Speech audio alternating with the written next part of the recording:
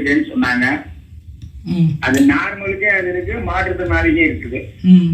அம்மா வந்து ஒரு மாற்றுத்திறனாளி மக்களுக்கு இதுவரையும் உள்ள காரியங்கள் என்ன, இனிமேல் மாற்றுத்திறனாளி எப்படி இருக்கணும்னு அம்மா சொன்னாங்கன்னா, ஏன்னா இவங்க எல்லாம் நல்ல உயரத்துக்கு வந்துட்டாங்க.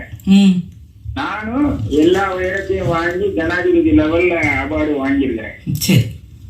ஏன்னாவது 42 வருஷம் அந்த பணியில இருந்துட்டு ரிட்டையர்ட் ஆயிட்டு இருக்கேன், பார்வை இல்லாமையே.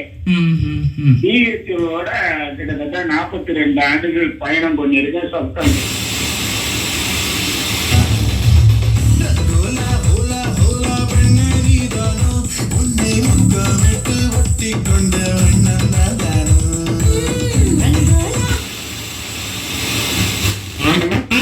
வேலை பாத்தீங்களா? ஆர்பிட்ல இருந்து நான் வேலை பார்த்தேன். 13 வருஷம் அதுல வந்து அவார்டு கொடுத்துருக்காங்க. அத்தனை ஈடியும் சந்திச்சிருக்கிறேன்.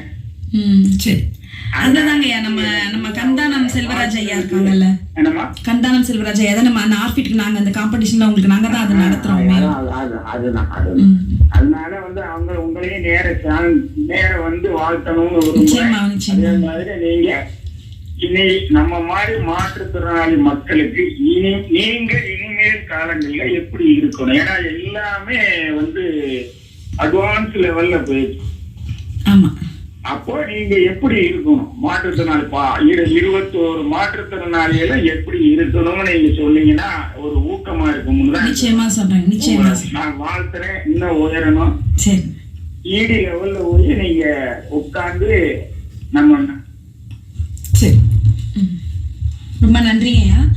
ஸோ நான் வந்து ஏற்கனவே சொன்னேன் இல்லைங்களா, நான் ஐஆர்சியில் இருக்கேன்னு சொல்லிட்டு, அதில் ஒன் ஆஃப் த பார்ட்டு தான் வந்து இந்த ஆர்பிட் நிறுவனம். அந்த ஆர்பிட் நிறுவனத்துக்கு வந்து நாங்கள் அவங்களுக்கு இந்த மாதிரி காம்படிஷன், பலூன் ஊதுற காம்படிஷன், இந்த மாதிரிலாம் அவங்கள வந்து அடிக்கடி உற்சாகப்படுத்தணுங்கிறதுக்காக அதில் ஐயா